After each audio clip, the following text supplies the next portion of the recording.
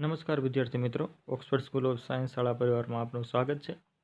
મિત્રો, chapter number 14 એમાં આપણો ટોપિક અત્યારે પાણી એના વિશે અભ્યાસ કરવાનો છે.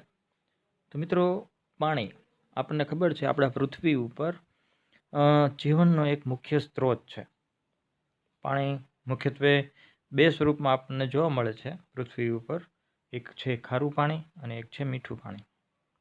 મીઠા પાણીનો સ્ત્રોત ઓછો છે અને એ આપણને વરસાદ સ્વરૂપે મળી રહે છે.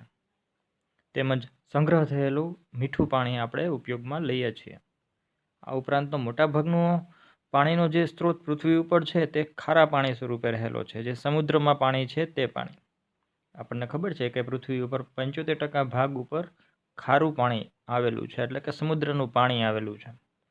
આ ઉપરાંત અન્ય મીઠા પાણીના સ્ત્રોતો ક્યાં ક્યાં છે તો આપણને ખબર છે, નદી છે, ચેકડેમ છે, કે પછી અન્ય મોટા ડેમો છે. આ બધી જગ્યાએ મીઠા પાણીનો સંગ્રહ થયેલો હોય છે. આ ઉપરાંત ધ્રુવીય ભાગ કે જ્યાં બરફો આવેલા હોય છે, બરફોના પહાડો આવેલા હોય છે, એ બરફના પહાડોમાં પણ જે પાણી હોય છે એ મીઠું પાણી હોય છે. તો આપણને ખબર પડી ગઈ કે પાણી પૃથ્વી ઉપર ક્યાં કેટલા પ્રમાણમાં છે અને મીઠું પાણી ક્યાંથી આપણને ઉપલબ્ધ છે.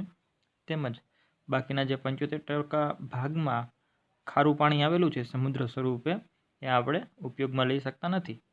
જીવન જરૂરી એક ઘટક પાણી છે, એટલે એ પાણી આપણે ઉપયોગમાં કેવા પ્રકારનું લઈએ છીએ તો આપણને એવો પ્રશ્ન થાય તો આપણને ખબર જ છે કે આપણે મીઠું પાણી જ ઉપયોગમાં લઈએ છીએ. ખારું પાણી આપણે ઉપયોગમાં લઈ શકતા નથી.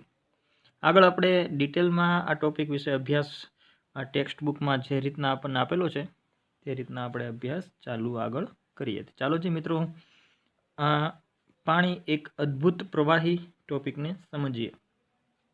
પાણી પૃથ્વીના સૌથી મોટા ભાગ પર પાણી આવેલું છે અને તે ભૂમિમાં પણ હોય છે, એટલે કે જમીનની અંદર પણ સંગ્રહાયેલું હોય છે. પાણીનું કેટલુંક પ્રમાણ પાણીની બાષ્પના સ્વરૂપમાં વાતાવરણમાં પણ આપણને મળી રહે છે, એટલે કે વાદળો સ્વરૂપે પણ મળી રહે છે. પૃથ્વીની સપાટી પર મળી આવતું પાણી મોટે ભાગે દરિયામાં અને મહાસાગરોમાં હોય છે અને તે ખારું હોય છે. શુદ્ધ પાણી ક્યાં આવેલું હોય છે તો એનો જવાબ આપણને અત્યારે આગળની લીટીમાં આપ્યો છે કે શુદ્ધ પાણી બરફ સ્વરૂપમાં બંને ધ્રુવો પર અને બરફથી આચ્છાદિત પહાડો કે પર્વતો પણ મળી આવે છે. ભૂમિગત પાણી એટલે કે જમીનની અંદર સંગ્રહ થયેલું પાણી અને નદીઓ, ઝરણાઓ અને તળાવોમાં પાણી પણ શુદ્ધ હોય છે, એટલે કે મીઠું પાણી હોય છે. છતાં પણ આ પાણીની પ્રાપ્યતા વિભિન્ન સ્થાનો પર ભિન્ન ભિન્ન હોય છે, એટલે કે અલગ અલગ સ્થાનો પર અલગ અલગ હોય છે. ઉનાળામાં મોટા ભાગના વિસ્તારોમાં પાણીની અછત સર્જાય છે. ગ્રામ્ય વિસ્તારો જ્યાં પાણીની પ્રાપ્યતાની વ્યવસ્થા હોતી નથી, ત્યાંના લોકો ઘણો ખરો સમય ઘણે દૂરથી પાણી લાવવામાં વ્યય કરે છે. આપણને એક પ્રવૃત્તિ આપેલી છે, પ્રવૃત્તિ જોઈએ કે ઘણી બધી નગરપાલિકાઓ પાણીની પ્રાપ્યતાને વધારવા માટે પાણીના સંગ્રહની તકનીકો ઉપર કાર્ય કરી રહ્યા છે. તપાસ કરો કે તે કઈ તકનીક છે અને તેનો ઉપયોગ આવશ્યક પાણીની માત્રા વધારવામાં કેવી રીતે સહાયક બને છે. એટલે કે નગરપાલિકાઓ પાણીનો સંગ્રહ કરવા માટે સામાન્ય રીતના ચેકડેમ અને એવું બધું બાંધતી હોય છે, જેના કારણે પાણી સંગ્રહ થતો હોય છે. નેક્સ્ટ પેરેગ્રાફ આપણે જોઈએ. પરંતુ પાણી એટલું બધું જરૂરી કેમ છે એવો પ્રશ્ન આપણને થાય, કારણ કે પાણીની અગત્યતા એ છે કે કોઈ પણ સજીવ છે, સજીવને જીવિત રહેવા માટે હવા, પાણી અને ખોરાકની ખૂબ જ જરૂર હોય છે. જો આ ત્રણમાંથી કોઈ પણ એક ઘટક ન મળે તો સજીવ છે એ જીવિત ન રહી શકે. એટલે આ ત્રણ ઘટકો હવા, પાણી અને ખોરાક, જેમાં પાણી છે, પાણીની અગત્યતા રહેલી હોય છે. અને શું બધા જ પ્રાણીઓને પાણીની જરૂરિયાત હોય છે? હા, દરેક પ્રાણીઓને પાણીની જરૂરિયાત હોય છે. જીવન જીવવા માટે પાણીની જરૂરિયાત હોય છે. બધી કોષીય પ્રક્રિયાઓ પાણીના માધ્યમમાં થાય છે.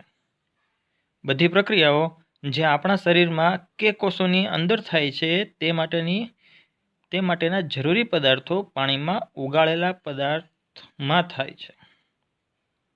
શરીરના એક ભાગથી બીજા ભાગમાં પદાર્થોનું સંવહન એટલે કે વહન દ્રાવ્ય અવસ્થામાં થાય છે. જો જે આ વસ્તુને સમજજો કે શરીરના એક ભાગથી બીજા ભાગમાં પદાર્થોનું વહન કેવી રીતના થાય છે, તો કે એ દ્રાવ્ય અવસ્થામાં લિક્વિડ ફોર્મમાં થાય છે.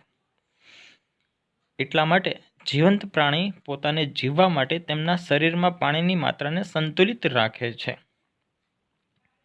સ્થલજ એટલે કે ભૂ વિસ્તાર, જમીનીય વિસ્તાર. સ્થલજ પ્રાણીઓ એટલે કે જમીન ઉપર રહેનાર પ્રાણીઓ જીવન ટકાવવા માટે શુદ્ધ પાણીની જરૂરિયાત હોય છે. કારણ કે ખારા પાણીમાં મીઠું ક્ષારનું પ્રમાણ વધારે હોવાને કારણે પ્રાણીઓના શરીર તેને સહન કરી શકતા નથી. એટલા માટે પ્રાણીઓ અને વનસ્પતિઓને પૃથ્વી પર જીવતા રાખવા માટે સરળતાથી પાણીની પ્રાપ્યતાના સ્ત્રોતોની જરૂર હોય છે. સજીવો હંમેશા મીઠું પાણી પીતા હોય છે અને આવા મીઠા પાણીના સ્ત્રોતોનું પ્રમાણ વ્યવસ્થિત જાળવી રાખવું પડતું હોય છે. આગળ આપણને પ્રવૃત્તિ આપી છે, પ્રવૃત્તિ 14.8. તો ચાલો જે પ્રવૃત્તિ 14.8 છે તેમાં એક નજર નાખીએ. કોઈ એક નદી, તળાવ કે ઝરણાની નજીકનું એક નાનકડું સ્થાન પસંદ કરો. 1 મીટર ક્ષેત્રફળવાળા આ વિસ્તારમાં આવેલી વિભિન્ન વનસ્પતિઓ તેમજ પ્રાણીઓની સંખ્યાને ગણો. પ્રત્યેક જાતિની અલગ અલગ ગણતરી કરો. ત્યારબાદ શું કીધું છે આપણને, તો કે આ વિસ્તારની તુલના શુષ્ક એટલે કે સૂકા અને પથરાળ વિસ્તારના રેતાળવાળા મોટા વિસ્તારમાં મળી આવતા પ્રાણીઓ અને વનસ્પતિઓ સાથે કરો. એટલે કે સૂકી જગ્યા અને પાણીવાળી જગ્યા, આ બંને જગ્યાએ વનસ્પતિઓ અને પ્રાણીઓની આપણે તુલના કરવાની છે. બરાબર. અને જો છેલ્લે શું પૂછ્યું છે કે શું બંને વિસ્તારોમાં મળી આવતી વનસ્પતિઓ અને પ્રાણીઓ એક જ પ્રકારના છે, તો આપણે ચોખ્ખું કહી શકીએ કે નહીં, બંને વિસ્તારમાં મળી આવતા પ્રાણીઓ અને વનસ્પતિઓ એક જ પ્રકારના હોતા નથી. બરાબર. અને એની સંખ્યા પણ એક જ પ્રકારની હોતી નથી. કારણ તો કે પાણીવાળી જગ્યા ઉપર જ્યાં સરળતાથી પાણી મળી રહે છે અને બધા પ્રાણીઓને જીવન માટે જરૂરી પાણી એ સરળતાથી પ્રાપ્ય હોય છે, માટે પાણીવાળા પ્રદેશોમાં, પાણીવાળી જગ્યાઓમાં વનસ્પતિઓ, પ્રાણીઓની સંખ્યા વધારે હોય છે. જ્યાં શુષ્ક જગ્યા છે, જ્યારે શુષ્ક જગ્યા છે, સૂકી જગ્યા છે, તે પાણી મળવાની સંભાવના ખૂબ જ ઓછી હોવાના કારણે તે વિસ્તારમાં વનસ્પતિઓ તેમજ પ્રાણીઓની સંખ્યા ઓછી હોય છે. ત્યારબાદ આપણને પ્રવૃત્તિ 14.9 કીધેલું છે. એમાં શું કીધું છે કે તમારી શાળાની કોઈ પણ વપરાશમાં ન લેવાયેલી હોય તેવી ભૂમિની પસંદગી કરો અને તેને અંકિત કરો. આ પ્રકારે આ વિસ્તારમાં મળી આવેલી વિભિન્ન વનસ્પતિઓ અને પ્રાણીઓ તેમજ પ્રત્યેક જાતિના સજીવોની સંખ્યાઓની પણ ગણતરી કરો. ત્યારબાદ આપણને શું કીધું છે કે તે જ સ્થાન કે વિસ્તારની ગણતરી વર્ષમાં 2 વખત કરો. ક્યારે 2 વખત, તો કે એકવાર ઉનાળો કે શુષ્ક ઋતુમાં અને બીજી વાર વર્ષા ઋતુમાં. ત્યારબાદ આપણને પૂછ્યું છે કે હવે આ જે પ્રવૃત્તિઓ કરી છે એ પ્રવૃત્તિ ઉપરથી આપણે જવાબ આપવાના છે મિત્રો. તો આપણે જવાબ એમાં આપીશું. ચાલો જે એના જવાબ આપીએ. પહેલો પ્રશ્ન આપણને પૂછ્યો છે કે શું બંને વખત સંખ્યાઓ સમાન હતી? બંને વખત સંખ્યાઓ સમાન હતી, તો આપણે કહી શકીએ કે ના, બંને વખત સંખ્યાઓ સમાન ન હતી. ત્યારબાદ બીજો પ્રશ્ન પૂછ્યો છે કે કઈ ઋતુમાં તમે વિભિન્ન પ્રકારની વનસ્પતિઓ અને પ્રાણીઓની સંખ્યામાં વધારો જોયો? તો આપણે કહી શકીએ કે વર્ષા ઋતુમાં વિભિન્ન પ્રકારની વનસ્પતિઓ અને પ્રાણીઓની સંખ્યામાં વધારો જોવા મળે છે. બરાબર. કારણ કે ત્યારે પાણી ખૂબ જ સરળ પ્રમાણમાં મળી રહે છે, માટે વર્ષા ઋતુમાં આવા પ્રાણીઓની સંખ્યા અથવા વનસ્પતિઓની સંખ્યા વધારે જોવા મળે છે. ત્યારબાદ ત્રીજો પ્રશ્ન શું છે? પ્રત્યેક પ્રકારના સજીવોની સંખ્યા કઈ ઋતુમાં વધારે હતી? તેના જવાબ સ્વરૂપે આપણે કહી શકીએ કે વર્ષા ઋતુમાં પ્રત્યેક પ્રકારના સજીવોની સંખ્યા વધારે જોવા મળે છે. ત્યારબાદ નેક્સ્ટ પેરેગ્રાફમાં આપણે એમ કહી શકીએ કે ઉપરયુક્ત બંને પ્રવૃત્તિઓના પરિણામનું સંકલન કર્યા પછી તમે વિચાર કરો કે શું પાણીના પ્રમાણની પ્રાપ્યતાને વનસ્પતિઓ અને પ્રાણીઓના પ્રકાર અને તેઓની સંખ્યા સાથે સંબંધ છે? તો આપણે કહી શકીએ કે હા, પાણીના પ્રમાણની પ્રાપ્યતા વધુ હોય ત્યાં વનસ્પતિઓ અને પ્રાણીઓના પ્રકાર અને તેઓની સંખ્યા વધુ હોય છે. બરાબર. ત્યારબાદ આપણે કીધું છે જો સંબંધ હોય તો જણાવો કે તમે કયા વિસ્તારમાં સૌથી વધારે પ્રકાર અને સજીવો મળ્યા, તેમજ 200 સેમી વરસાદવાળા વિસ્તારમાં કે 5 સેમી વરસાદવાળા વિસ્તારમાં આપણને કયા વિસ્તારમાં સૌથી વધારે પ્રકાર અને સજીવો જોવા મળ્યા? આપણે કહી શકીએ કે 200 સેમી વરસાદવાળા વિસ્તારમાં સૌથી વધારે પ્રકાર એટલે કે વનસ્પતિઓના પ્રકાર અને સજીવો જોવા મળ્યા. શું કામ? તો કે વિસ્તાર મોટો છે. વિસ્તાર મોટો છે એટલે ત્યાં વનસ્પતિઓ તેમજ પ્રાણીઓની સંખ્યા પણ વધારે જોવા મળશે. ત્યારબાદ આપણને શું કીધું છે? નકશા પોથીમાં વરસાદની ભાત દર્શાવતા કે નકશામાં જુઓ અને એ જણાવો કે ભારતમાં કયા રાજ્યમાં સૌથી વધારે જૈવિક વિવિધતા હશે અને કયા રાજ્યમાં ઓછી હશે. તો આપણે આ ઉપરથી નકશા પોથીમાં કહી શકીએ કે જે વિસ્તારમાં પાણી વધારે હશે તે જૈવિક વિવિધતા વધારે હશે અને જે વિસ્તારમાં પાણી ઓછું હોય છે તે જૈવિક વિવિધતા ઓછી જોવા મળશે. એટલે આ ઉપરથી આપણે કહી શકીએ કે ભારતમાં અસમ, મેઘાલય તેમજ પશ્ચિમ ઘાટમાં શું શું આવે મિત્રો? તો કે મહારાષ્ટ્રથી કેરળ રાજ્યના દરિયા કિનારા તરફનો વિસ્તાર એટલે પશ્ચિમ ઘાટ જેને કહેવાય. બરોબર. ફરી એક વખત પશ્ચિમ ઘાટ એટલે કયો વિસ્તાર થયો? તો કે મહારાષ્ટ્રથી કેરળ રાજ્યના દરિયા કિનારા તરફનો વિસ્તારમાં સૌથી વધારે જૈવિક વિભિન્નતા જોવા મળશે. બરોબર, કારણ કે ત્યાં પાણીનું પ્રમાણ વધારે જોવા મળે છે. અને રાજસ્થાનમાં જૈવિક વિવિધતાનું પ્રમાણ ઓછું હશે. શું કામ? તો કે રાજસ્થાનમાં મોટા ભાગે રણ આવેલું છે અને ત્યાં પાણીનું પ્રમાણ ઓછું છે, માટે ત્યાં જૈવિક વિવિધતા ઓછી જોવા મળશે. ત્યારબાદ આપણને કીધું છે કે અનુમાન સાચું છે કે ખોટું તેની તપાસ કરવા માટે શું આપણે કોઈ એક રીત કે પદ્ધતિ પર વિચાર કરી શકીએ? તો કે હા. ભારતના વિવિધ રાજ્યોમાં સરેરાશ વાર્ષિક વરસાદ અને તે રાજ્યની જૈવિક વિભિન્નતાની સાપેક્ષ સરખામણી કરવામાં આવે તો અનુમાન સાચું છે કે ખોટું તેની તપાસ થઈ શકે. ત્યારબાદ છેલ્લો પેરેગ્રાફ આપણે જોઈએ કે શું કીધું છે કે પાણીની પ્રાપ્યતા પ્રત્યેક જાતિના વર્ગ કે જે વિશેષ વિસ્તારમાં જીવિત રહેવા માટે સક્ષમ છે તેની સંખ્યાને માત્ર નિર્ધારિત કરતા નથી, પરંતુ ત્યાંના જીવનની વિવિધતાનું પણ નિર્ધારણ કરે છે. પણ પાણીની પ્રાપ્યતા એક માત્ર પરિબળ નથી, જે તે વિસ્તારમાં જીવન માટેનું આવશ્યક પરિબળ છે. એટલે જે તે વિસ્તારમાં પાણી હોય તે વિસ્તારમાં જીવન હોવાની વધારે શક્યતાઓ રહેલી છે. બીજા પરિબળો જેવા કે તાપમાન અને ભૂમિની પ્રકૃતિ કે સ્વભાવ પણ મહત્વપૂર્ણ છે. તાપમાન અને ભૂમિનું જે પ્રકાર છે એના ઉપર પણ જીવનનો આધાર રહેલો છે, માત્ર પાણી ઉપર રહેલો છે એવું નથી. જે તાપમાન વધારે હોય ત્યાં જીવન શક્ય નથી, પાણી હોવા છતાં પણ જીવન શક્ય નથી. એટલે સાથે સાથે પાણી સાથે સાથે તાપમાન અને ભૂમિનો પ્રકાર કેવો છે એ પણ જીવન માટે ખૂબ જ જરૂરી છે. જ્યાં આ બધાની અનુકૂળતા રહી, કઈ? તો કે તાપમાન, ભૂમિ અને જળ બધું અનુકૂળ હોય ત્યાં જીવનની શક્યતાઓ સૌથી વધારે રહેલી છે. જીવનની એટલે કે પ્રાણીઓની અને વનસ્પતિઓની જીવનની શક્યતાઓ વધારે રહેલી છે. પરંતુ પાણી એક મહત્વપૂર્ણ સ્ત્રોત છે જે કોઈ સ્થળે જીવનની સંભાવનાઓ નક્કી કરે છે. બરોબર. ત્યારબાદ મિત્રો વાત કરીએ જળ પ્રદૂષણ. એટલે કે પાણી છે, પાણીમાં ઉત્પન્ન થતું જે પ્રદૂષણ છે, પાણી દ્વારા ઉત્પન્ન થતું પ્રદૂષણ છે એને આપણે જળ પ્રદૂષણ કહીએ છીએ. અને જળ પ્રદૂષણને કારણે ઘણી બધી હાનિ મનુષ્યને, પ્રાણીઓને અને વનસ્પતિઓને પહોંચી શકે છે. એ વિશે આપણે આ ટોપિકમાં અભ્યાસ કરવાનો છે. તેમજ જળ પ્રદૂષણ કેવી રીતના ફેલાય છે તેની વિશે પણ આપણે આમાં ચર્ચા કરવાની છે. તો ચાલો જી આ જળ પ્રદૂષણ નામના ટોપિકને સમજીએ, શીખીએ. મિત્રો, પાણી કીટનાશકો અને ખાતરોને પણ ઓગાળે છે. એટલે કે કીટનાશકો માટે જે દવાઓ ઉપયોગ કરવામાં આવે છે એ દવાઓને પાણીમાં નાખવાથી તે ઓગળી જાય છે. તેમજ ખાતરો, એ ખાતરને પણ પાણી ઓગાળી નાખે છે, જેનો ઉપયોગ આપણે ખેતરમાં કરીએ છીએ. એટલે કે ખેતરમાં જ આપણે કીટનાશકોનો નાશ કરવા માટે પાણીમાં એનું મિશ્રણ કરીને છાંટતા હોઈએ છીએ અને ખાતર પણ ખેતરમાં જ નાખતા હોઈએ છીએ.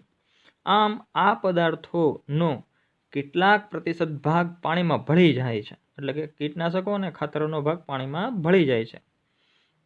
આપણા શહેર કે નગરના નાળાનું પાણી અને ઉદ્યોગનો કચરો પણ નદીઓ અને ઝરણામાં સંગ્રહ થાય છે. જો હજી કઈ જગ્યાએ આ કચરો સંગ્રહ થાય છે એની વાત કરેલી છે. ક્યાં? તો કે આપણા શહેર કે નગરના નાળાનું પાણી જે હોય છે, ઉપરાંત ઉદ્યોગનો કચરો છે એ પણ નદીઓ અને ઝરણામાં સંગ્રહ થાય છે.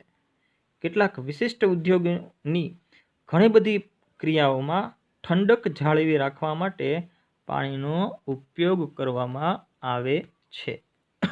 અને આ પ્રકારે ગંદા ગરમ પાણીને જળાશયમાં પાછું વહેવડાવવામાં આવે છે. જે ઇન્ડસ્ટ્રીયલ ભાગ હોય મિત્રો, એ ઇન્ડસ્ટ્રીયલ ભાગમાં એ ઇન્ડસ્ટ્રીના અમુક ભાગોને સતત ઠંડા રાખવા માટે અહીંયા કુલન્ટ તરીકે પાણીનો ઉપયોગ થાય.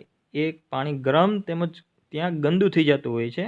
એનો નિકાલ કરવા માટે નદી નાળામાં એનો નિકાલ કરવામાં આવે છે. તેમજ અમુક ઇન્ડસ્ટ્રીયલ વિસ્તાર હોય તેમાં કેમિકલયુક્ત જે પાણી હોય છે એને પણ આ રીતના નદી નાળામાં વહેવડાવવામાં આવે છે. આના કારણે શું થાય તો કે નદી નાળામાં આ રીતના ઇન્ડસ્ટ્રીયલ જે કચરા છે, કેમિકલયુક્ત પ્રવાહી છે, એ ભળવાને કારણે એ પાણી અશુદ્ધ થઈ જાય છે અને પાણીનું પ્રદૂષણ ફેલાતું હોય છે. તો ચાલો જે આગળ આપણે અભ્યાસ કરીએ.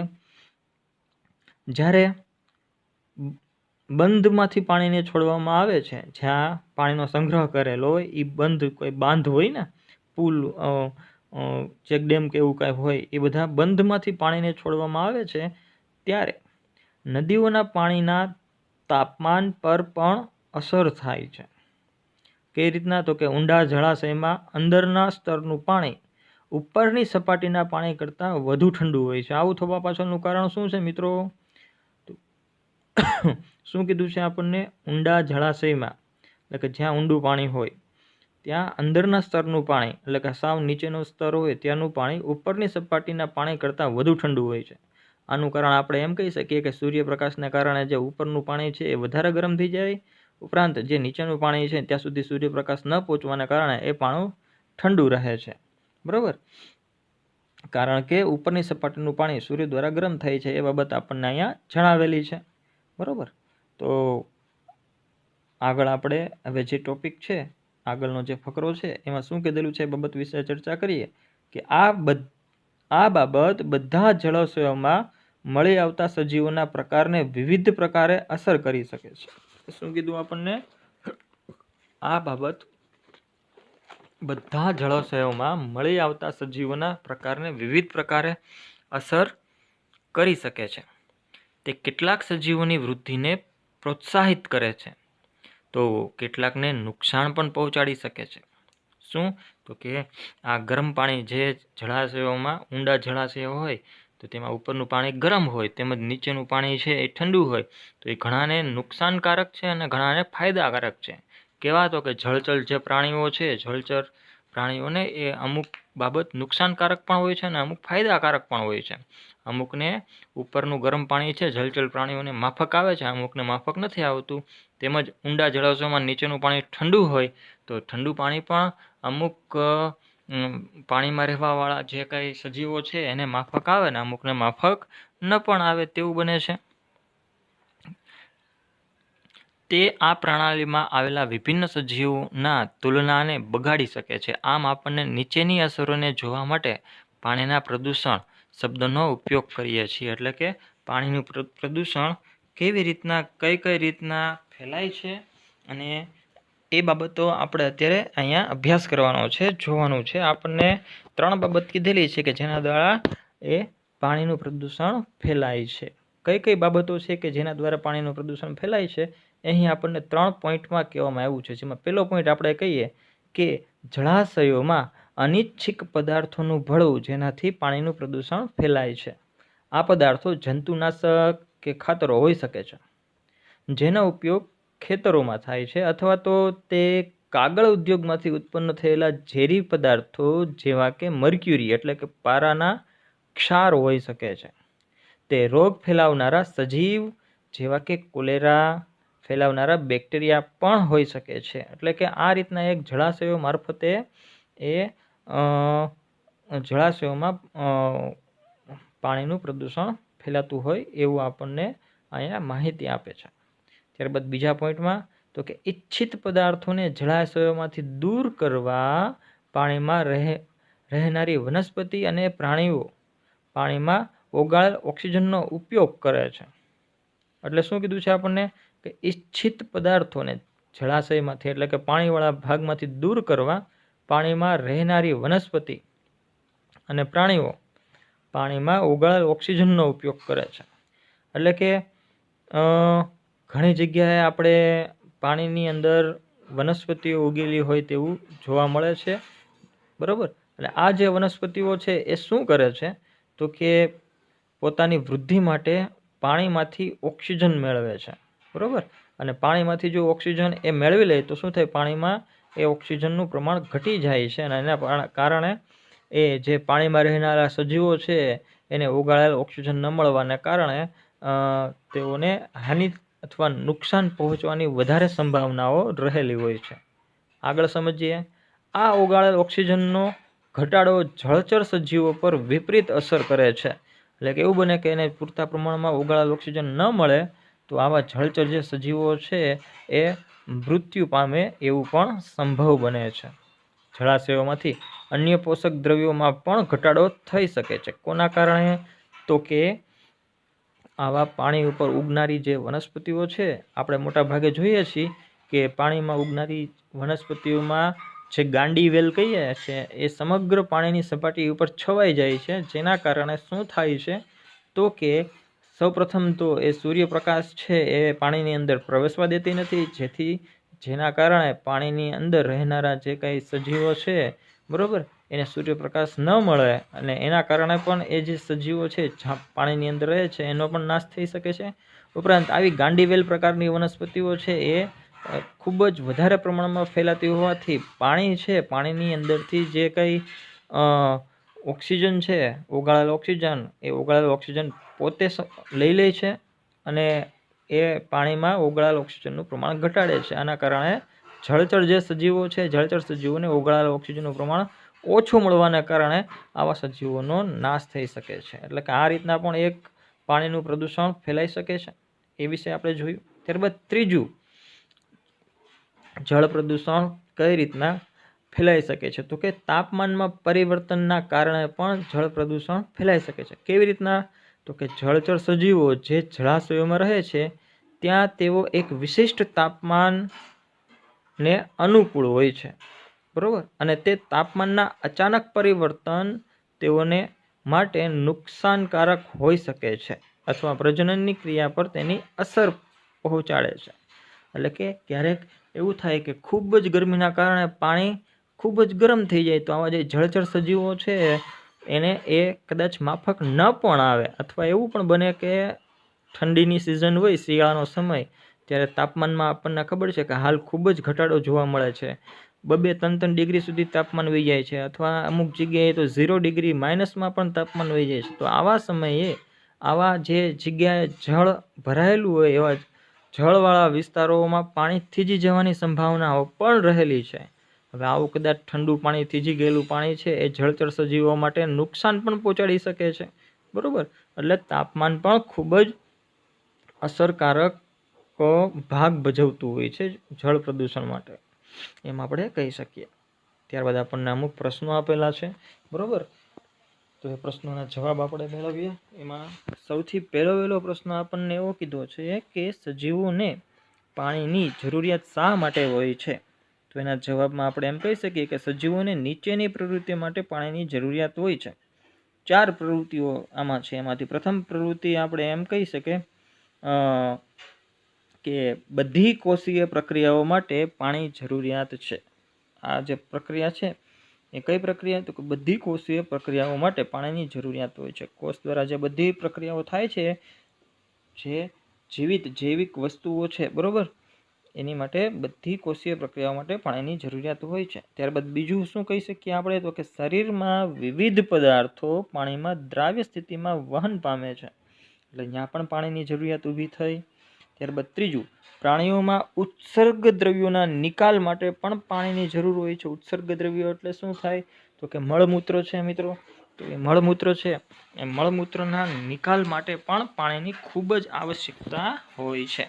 ત્યારબાદ ચોથું શું કીધું છે કે વનસ્પતિઓમાં પ્રકાશ સંશ્લેષણ માટે પણ પાણી જરૂરી છે, બરાબર. એટલે કે વનસ્પતિમાં પ્રકાશ સંશ્લેષણની ક્રિયા થાય એના માટે પણ પાણી ખૂબ જ જરૂરી છે. ત્યારબાદ આપણને બીજો પ્રશ્ન પૂછ્યો છે કે જે ગામ, શહેર, નગરમાં તમે રહો છો ત્યાં શુદ્ધ પાણીનો પ્રાપ્ય મુખ્ય સ્ત્રોત શું છે, એટલે કે આપણે જે જગ્યાએ રહી છીએ ત્યાં આપણને શુદ્ધ પાણી કઈ કઈ જગ્યાએથી મળે છે.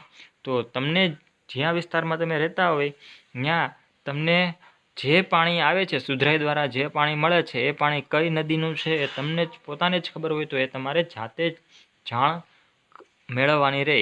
એ તમને એક જાતે શોધવા માટે આનો જવાબ આપું છું કે આ જવાબ તમારે જાતે શોધવાનો. તમારા વિસ્તારમાં તમને જે પાણી પ્રાપ્ય થાય છે પીવા માટે, જે નગરપાલિકા દ્વારા સુધરાઈ દ્વારા પાણી મળે છે એ કઈ નદીનું પાણી આવે છે, એ નદીનું પાણી, એ નદીનું નામ તમારે જાતે આ પ્રશ્નના જવાબ સ્વરૂપે લખવાનું છે.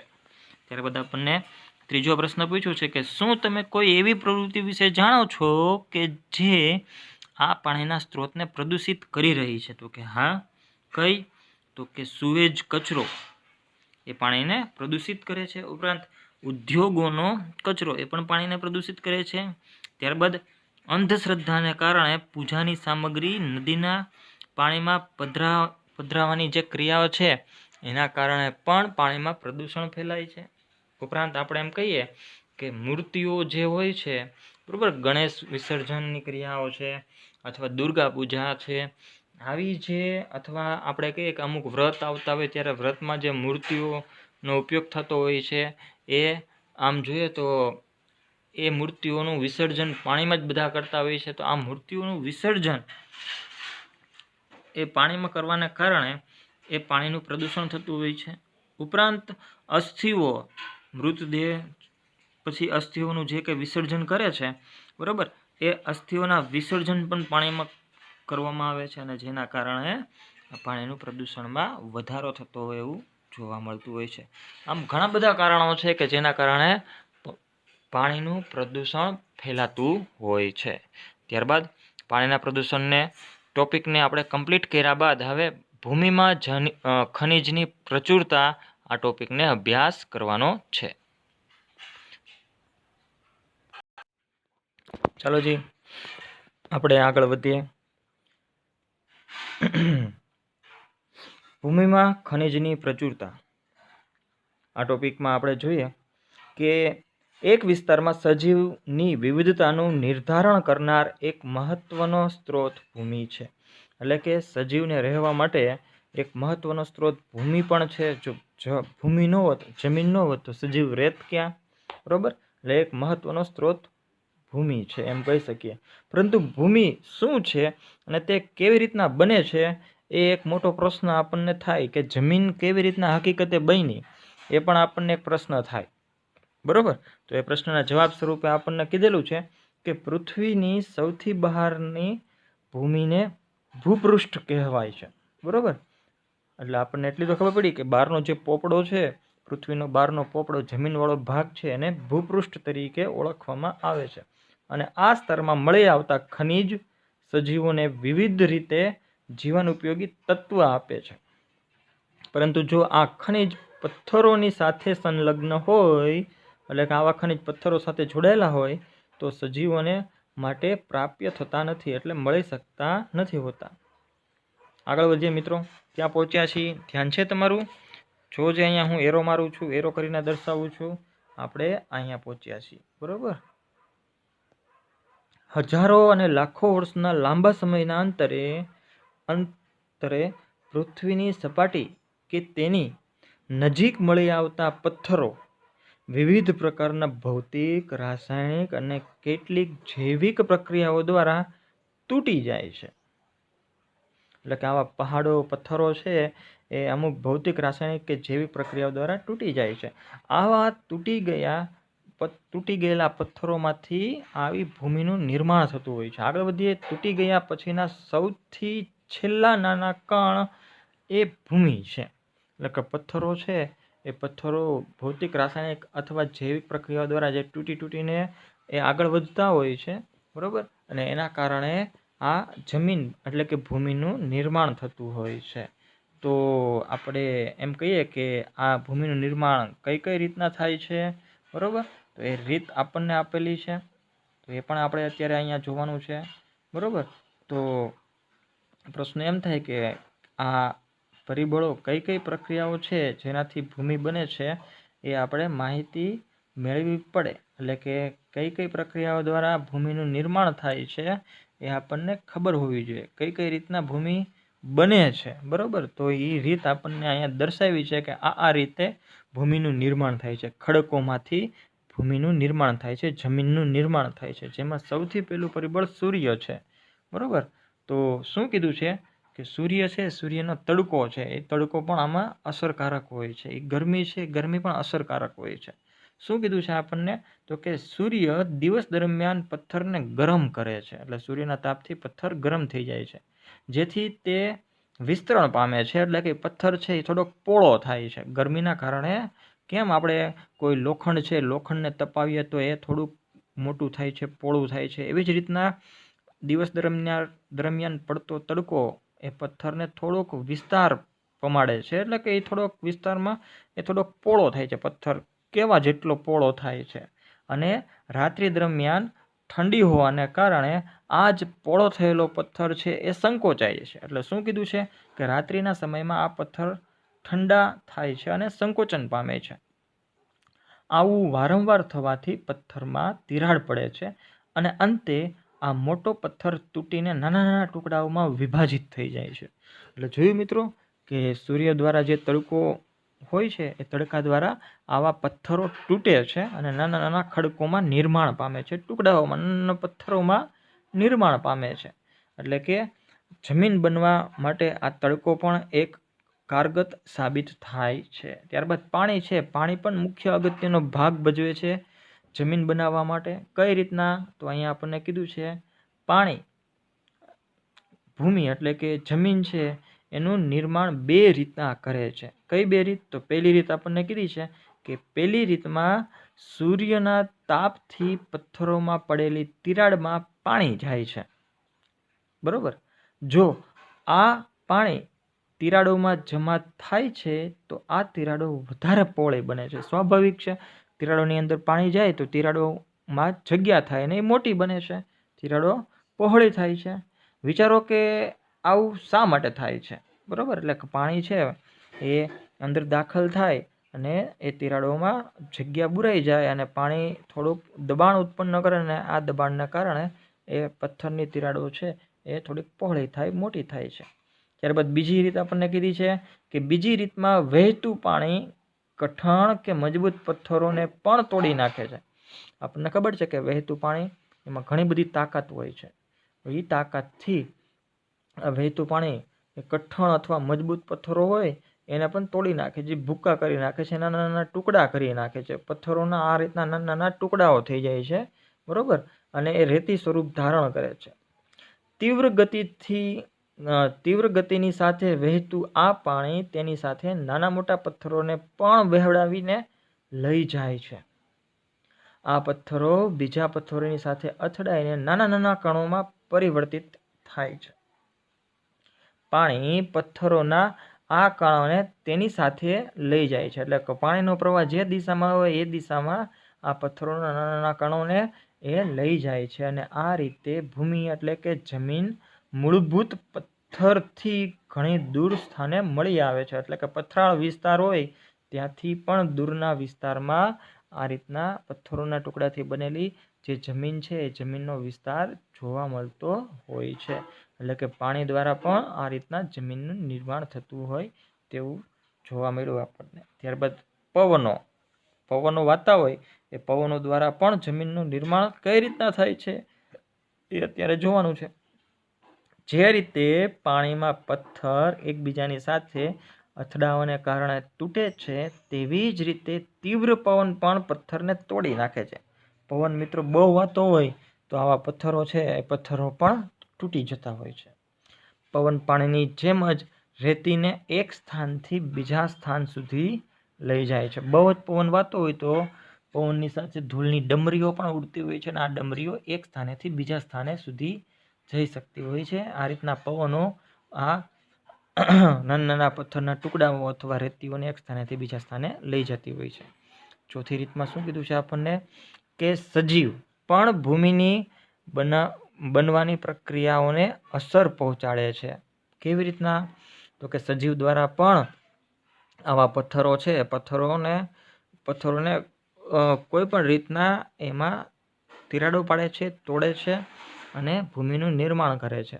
તો આપણને એ રીત કઈ કીધેલી છે સજીવો દ્વારા ભૂમિ નિર્માણની રીતમાં? તો કે લાઇકેન, કે જેના વિશે આપણે અગાઉ અભ્યાસ કરી ગયેલ છે. લાઇકેન શું કરે છે? તો કે લાઇકેન પથ્થરોની સપાટી પર ઉગે છે. બરોબર, લાઇકેન એ પથ્થરોની સપાટી પર ઉગતી એક વનસ્પતિ છે. જ્યારે લાઇકેન પથ્થર પર પોતાનું જીવન ચક્ર પૂરું કરે છે ત્યારે તેઓ અમુક પદાર્થોને મુક્ત કરે છે. એટલે કે એ પથ્થર પર ઉગનારી વનસ્પતિ પોતાનું જીવન ચક્ર પૂરું કરે છે ત્યારે શું કરે છે? તો કે પથ્થરો ઉપર અમુક પદાર્થો એ છોડે છે, મુક્ત કરે છે. જેના કારણે શું થાય છે કે જે પથ્થરની સપાટીને તોડીને નાના નાના કણોમાં ફેરવી નાખે છે. એટલે કે એ જે પદાર્થને મુક્ત કરે છે એ મુક્ત થયેલો પદાર્થ પથ્થરોને તોડીને નાના નાના કણોમાં ફેરવી નાખે છે અને ભૂમિના એક પાતળા સ્તરનું નિર્માણ કરે છે. હવે આ સપાટી મોસ જેવી બીજી નાની નાની વનસ્પતિઓને ઉગવા માટે સક્ષમ હોય છે. એટલે કે તૂટી ગયેલો પથ્થરની જે નાની નાની સપાટી, નાના નાના કણો જે બની ગયા હોય છે, એ નાના નાના કણો પાછા અન્ય બીજી વનસ્પતિઓને ઉગવા માટે એ ખૂબ જ જરૂરી હોય છે, સક્ષમ હોય છે. અને તેઓ પણ, એટલે કે જે નાની નાની વનસ્પતિઓ ઉગી હોય છે, તેઓ પણ પથ્થરને વધારે પ્રમાણમાં તોડતી હોય છે, તોડે છે.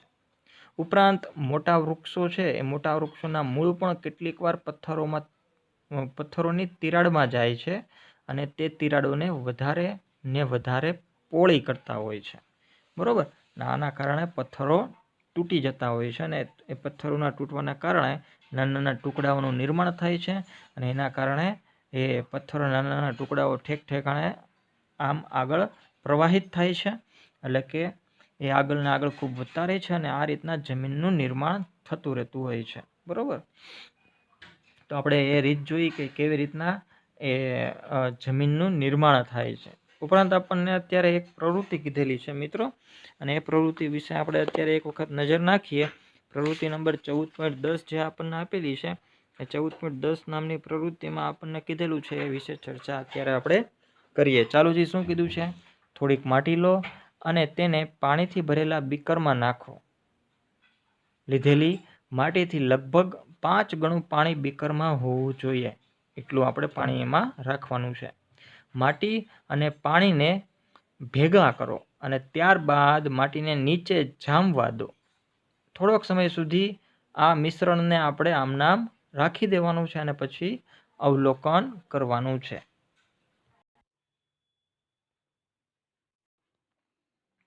જેના દ્વારા જમીન બને છે. કઈ જમીનમાં પોષક તત્વો કેટલા છે એ કેવી રીતના આપણને ખબર પડે?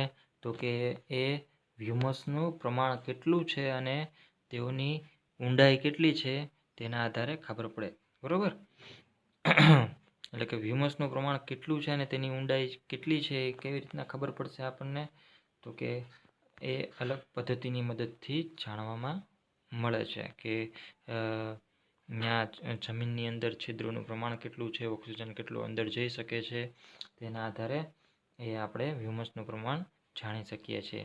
આ રીતે ભૂમિનું ઉપરનું સ્તર, કે જેમાં ભૂમિના કણો સિવાયના હ્યુમસ અને સૂક્ષ્મ જીવો હોય છે, તે સ્તરને ઉપરી ભૂમિ કહેવામાં આવે છે. એટલે કે જ્યાં આવા હ્યુમસનું પ્રમાણ જોવા મળતું હોય છે. બરોબર, શું કીધું છે કે આ રીતે ભૂમિનું ઉપરનું સ્તર, જેમાં ભૂમિના કણો સિવાય હ્યુમસ અને સૂક્ષ્મ જીવો હોય, તે સ્તરને ઉપરી ભૂમિ તરીકે ઓળખવામાં આવે છે. એટલે કે પૃથ્વીનું ઉપરનું પોપડું છે, ઉપરનું પોપડું કે જેમાં આ રીતના ભૂમિ સાથે હ્યુમસ પણ સંકળાયેલ હોય છે, તેને ઉપરી ભૂમિ તરીકે ઓળખવામાં આવે છે. ઉપરી ભૂમિની ગુણવત્તા જે તે વિસ્તારની જૈવિક વિવિધતાને નક્કી કરે છે. એટલે કે ત્યાં જૈવિક વિવિધતા કેવી હોય છે તે હ્યુમસ ઉપર આધારિત હોય છે. જ્યાં હ્યુમસનું પ્રમાણ વધારે હોય ત્યાં જૈવિક વિવિધતાનું પ્રમાણ પણ વધારે જોવા મળે છે. અને તે હ્યુમસ એક અગત્યનું પરિબળ છે એમ પણ આપણે કહી શકીએ. આગળ વધીએ મિત્રો. નેક્સ્ટ પેરેગ્રાફ શું કહે છે કે આધુનિક ખેતીમાં જંતુનાશકો અને ખાતરોનો ખૂબ જ વધુ માત્રામાં ઉપયોગ થઈ રહ્યો છે. આધુનિક ખેતીમાં એનો ખૂબ જ વધારે ખાતરો, જંતુનાશકોનો અને ખાતરોનો ઉપયોગ વધારે પ્રમાણમાં થઈ રહેલો હોય આપણે જાણીએ જ છીએ. લાંબા સમય સુધી આવા પદાર્થોનો ઉપયોગ કરવાથી જમીનના સૂક્ષ્મજીવો નાશ પામે છે અને જમીનની સંરચનાને પણ નાશ કરી દે છે. બરાબર. ઉપરાંત અળસિયા છે મિત્રો, અળસિયા જમીનના પોષક તત્વોનું પુનઃ ચક્રીયકરણ કરે છે, એટલે કે પોષક તત્વોનું ફરી વખત નિર્માણ કરતા હોય છે. આગળ શું કીધું છે કે હ્યુમસ બનાવવામાં મદદરૂપ એવા જમીનમાં આવેલા અળસિયાઓનો પણ નાશ થઈ શકે છે. બરાબર. અળસિયાઓનો પણ નાશ થઈ શકતો, કોઈ પણ કારણોસર નાશ થઈ શકે છે. જો ટકાઉ રીતે ખેતી ન કરવામાં આવે તો ઉપજાઉ જમીન પણ જલ્દીથી પડતર કે બિનઉપજાઉ ભૂમિમાં પરિવર્તન પામી શકે છે. એટલે કે જે ટકાઉ રીતે આપણે ખેતી ન કરીએ, એટલે કે ખેતી પણ અલગ અલગ રીતના કરવામાં આવતી હોય છે. સિઝનલ ખેતી કરવામાં આવતી હોય છે. જો આવી સિઝનલ ખેતી ન કરવામાં આવે તો ઉપજાઉ જમીન છે એ જલ્દીથી પડતર અથવા બિનઉપજાઉ ભૂમિ બની શકે છે. ઉપયોગી કે જરૂરી ઘટકો જમીન પરથી દૂર થવાથી અને બીજા હાનિકારક પદાર્થો જમીનમાં ભળી જવાને લીધે જમીનની ફળદ્રુપતા ઓછી થતી હોય છે, જેથી તેના પર આવેલી જૈવિક વિવિધતાઓ નાશ પામે છે અને આને ભૂમિ પ્રદૂષણ કહેવામાં આવે છે. શું કીધું મિત્રો આમાં? ભૂમિ પ્રદૂષણ કોને કહેવામાં આવે છે? તો કે ઉપયોગી કે જરૂરી ઘટકો જમીન પરથી દૂર થવાથી અને બીજા હાનિકારક પદાર્થો જમીનમાં ભળી જવાને લીધે જમીનની ફળદ્રુપતા ઓછી થાય છે, જેથી તેના પર આવેલી જૈવિક વિવિધતા નાશ પામે છે અને ભૂમિનું પ્રદૂષણ કહેવામાં આવે છે. આગળના ફકરા વિશે આપણે અભ્યાસ કરીએ. જમીન જેને આપણે આજે એક સ્થળ પર જોઈએ છીએ તે એક લાંબા સમયના અંતે નિર્માણ પામેલી છે. એટલે કે જમીન બનવી એ ખૂબ જ જટિલ પ્રક્રિયા છે અને લાંબા સમયના અંતરે આપણે જે સ્થળ ઉપર રહીએ છીએ એ જમીનનું નિર્માણ થયેલું છે. પણ જો કેટલીક ભૂમિને એક સ્થાન પર નિર્માણ કરવા માટે કેટલાક પરિબળો તેને કોઈ બીજા સ્થાન પર સ્થળાંતરિત કરવા માટે જવાબદાર હોઈ શકે છે. એટલે કે એક સ્થળ ઉપર જમીન બની એ જમીન અન્ય સ્થળો ઉપર સ્થળાંતરિત કરવા માટે ઘણા બધા પરિબળો કારણભૂત હોઈ શકે છે, જે પાછળ આપણે અભ્યાસ કરી ગયા. જમીનના નાના નાના કણો પવન દ્વારા કે પાણી દ્વારા વહન પામીને સ્થળાંતરિત થઈ શકે છે. ભૂમિના બધા જ કણોનું સ્થળાંતર થઈ જવાને પરિણામે કઠણ કે મજબૂત પથ્થર બહાર આવે છે. આ પ્રક્રિયામાં એક મહત્વના સ્ત્રોતનું નુકસાન થાય છે, કારણ કે પથ્થર પર વનસ્પતિ ઉગવાની પ્રક્રિયા નહિવત થાય છે. એક પ્રવૃત્તિ કીધી છે, આપણે એ પ્રવૃત્તિ જોઈએ. પ્રવૃત્તિ નંબર 11.4 એની ઉપરથી આપણને અમુક વિષયની માહિતી જાણવા મળશે. તો એ જે પ્રવૃત્તિ છે, પ્રવૃત્તિ 11.4માં એક વખત નજર આપવો જોઈએ. એ શું કહે છે પ્રવૃત્તિ આપણી? 14.11. ચાલો જે જોઈએ આમાં. એક જ પ્રકારની બે ટ્રે લેવાની છે, બરોબર, અને તેને માટીથી ભરી દો. એક ટ્રેમાં રાઈ કે મગ કે ડાંગરના રોપાને રોપી દો અને બંને ટ્રેમાં જ્યાં સુધી, ફરી એક વખત વાત છે, 14.11 પ્રવૃત્તિ શું કહે છે?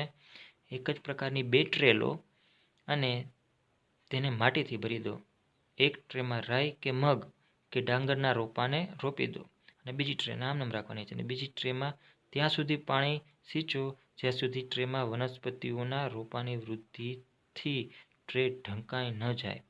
તે સુનિશ્ચિત કરો કે બંને ટ્રે એક જ ખૂણે વળે. આપણને અહીંયા ફોટોગ્રાફ આપ્યો છે, એમાં જોવાનું છે, બરોબર. ત્યારબાદ આપણને શું કીધેલું છે કે બંને ટ્રેમાં સરખા પ્રમાણમાં પાણી એ રીતેથી સિંચો કે પાણી બહારની તરફ નીકળી જાય. આગળ આપણને પ્રશ્ન પૂછ્યો છે કે ટ્રેની બહાર નીકળતી માટીના પ્રમાણનો અભ્યાસ કરો. શું આ પ્રમાણ બંને ટ્રેમાં સરખું છે? બરોબર. તો એમાં આપણે એમ કહી શકીએ કે ના, જે ટ્રેમાં રોપા રોપ્યા છે તેના કરતાં રોપા રોપ્યા વગરની ટ્રેમાંથી વધારે માટી બહાર નીકળે છે. ત્યારબાદ આપણને શું કીધું છે, હવે કેટલીક થોડી ઊંચાઈએથી બંને ટ્રેમાં સરખા પ્રમાણમાં પાણી સિંચો. જેટલું પાણી પહેલાં સિંચ્યું હતું તેટલા જ પ્રમાણમાં પાણી 3 થી 4 વાર નાખો અને પછી જોવાનું છે આપણે, બરાબર, શું થાય છે. અને આપણને કીધું છે કે હવે જમીનના પ્રમાણનો અભ્યાસ કરો. જે જમીન ટ્રેની બહાર નીકળેલી છે તેનો અભ્યાસ કરો. શું બંને ટ્રેમાં જમીનનું પ્રમાણ સરખું હોય છે? બરાબર. તો એના જવાબમાં આપણે કહી શકીએ કે ના, જે ટ્રેમાં રોપા નથી, એટલે કે જેમાં વનસ્પતિઓ રોપ્યું નથી, તે ટ્રેમાં જમીનનું પ્રમાણ ઓછું છે. બરાબર. કારણ કે પાણી ઊંચાઈથી ઉમેરતા તે વધુ જમીન ગુમાવે છે. રોપા વગરની જમીન છે વધારે જમીન ગુમાવે છે. ત્યારબાદ આપણે શું ચોથો પ્રશ્ન પૂછ્યો છે કે શું જમીનનું ધોવાણ પહેલાં કરતાં વધારે કે ઓછી કે સમાન માત્રામાં થાય છે? તો તેમાં જવાબમાં આપણે કહી શકીએ કે જે ટ્રેમાં રોપા નથી તેમાં જમીનનું ધોવાણ પહેલાં કરતાં વધારે માત્રામાં થયેલું એવું જોવા મળે છે. તો આ પ્રવૃત્તિ દ્વારા આપણે એમ કહી શકીએ કે વનસ્પતિઓ જ્યાં વધારે વાવેલી હોય ત્યાં જમીનનું ધોવાણ ખૂબ જ ઓછું હોય છે. એટલે જ આપણને કહેવામાં આવે છે ને કે વધારે પ્રમાણમાં વનસ્પતિનું વાવેતર કરવો, વધારે પ્રમાણમાં વૃક્ષો વાવો, જંગલોને કાપતા અટકાવો. જેના કારણે શું થાય તો કે એ જે વનસ્પતિઓ વાવેલી હોય એવી જગ્યામાં વરસાદ ના હોવાને કારણે અથવા પાણીના હોવાને કારણે એ વનસ્પતિઓ સાથે જકડાયેલી જે જમીન છે એ જમીનનું ધોવાણ અટકી જાય છે, ઘટે છે. આ રીતના જમીનનું ધોવાણ આપણે વનસ્પતિઓ દ્વારા અટકાવી શકીએ છીએ. એની સાપેક્ષમાં આપણે જે જગ્યાએ જમીનમાં વૃક્ષોનું વાવેતર નથી એ જગ્યાએ સૌથી વધુ પ્રમાણમાં જમીનનું ધોવાણ થતું હોય એના ઘણા બધા ઉદાહરણો આપણે જોયેલા છે. આગળ વધીએ મિત્રો. શું કીધું છે નેક્સ્ટ પેરેગ્રાફમાં કે વનસ્પતિઓના મૂળ જમીનના ક્ષારણ કે ધોવાણ ને રોકવામાં મહત્વની ભૂમિકા ભજવે છે. બરોબર. વનસ્પતિઓના મૂળ છે જમીનના ક્ષરણ કે ધોવાણ, જેને ધોવાણ જ કહેશું આપણે, તેને રોકવામાં મહત્વની ભૂમિકા ભજવે છે. સમગ્ર વિશ્વમાં મોટા પાયે જંગલો કપાઈ રહ્યા છે. તેથી માત્ર જૈવિક વિવિધતાનો નાશ થાય જ છે, પરંતુ જમીનના ધોવાણ માટે પણ આ જવાબદાર છે. વનસ્પતિની વૃદ્ધિ માટે મદદરૂપ ઉપરી ભૂમિ ધોવાણની ક્રિયા દ્વારા ઝડપથી દૂર થાય છે. આ ઘટનાથી પર્વતીય અને ઊંચાણવાળા વિસ્તારોમાં ઝડપથી ધોવાણ થાય છે એવું જોવા મળે છે. જમીનના ધોવાણની ક્રિયાને રોકવી ખૂબ અઘરી છે. જમીનની સપાટી પર આવેલી વનસ્પતિઓનું આવરણ પાણીની ભૂમિના સ્તરોના ઉતારવામાં મહત્વપૂર્ણ ભૂમિકા ભજવે છે. તો અહીં આ ટોપિકને આપણે કમ્પ્લીટ કરીએ છીએ. ત્યારબાદ અમુક આપણને પ્રશ્નો આપેલા છે, એ પ્રશ્નો ઉપર ધ્યાન આપીએ. પ્રથમ નંબરનો પ્રશ્ન શું કહે છે? ભૂમિ કે માટીનું નિર્માણ કેવી રીતના થાય છે? તો એના જવાબમાં આપણે કહી શકીએ પથ્થરો પર સૂર્યપ્રકાશ, પાણી, લાઇકેન દ્વારા મુક્ત થતા દ્રવ્યો વડે તિરાડો પડે છે અને એ તિરાડો મોટી થતી જાય છે. તેના પર પવન અને પાણીની અસરથી નાના નાના કણોમાં તે વિઘટન થઈ વિભાજિત થઈ ભૂમિનું નિર્માણ કરે છે. ત્યારબાદ બીજો પ્રશ્ન આપણને પૂછ્યો છે કે ભૂમિનું ક્ષરણ એટલે શું? તો હમણાં જ આપણે જોઈ ગયા ભૂમિનું ક્ષરણ એટલે શું? તો કે ભૂમિનું ધોવાણ. ભૂમિનું ક્ષરણ એટલે કે તીવ્ર પવન અને ઝડપથી વહેતા પાણી દ્વારા ભૂમિના ઉપરના સ્તરનું દૂર થવાની ક્રિયા, એટલે કે ભૂમિના સ્તરનું ધોવાણની પ્રક્રિયા છે અને ભૂમિનું ક્ષરણ કહેવામાં આવે છે. ત્યારબાદ ત્રીજા નંબરનો પ્રશ્ન છે ક્ષરણને રોકવા અને ઓછું કરવા માટે કઈ કઈ રીતો છે?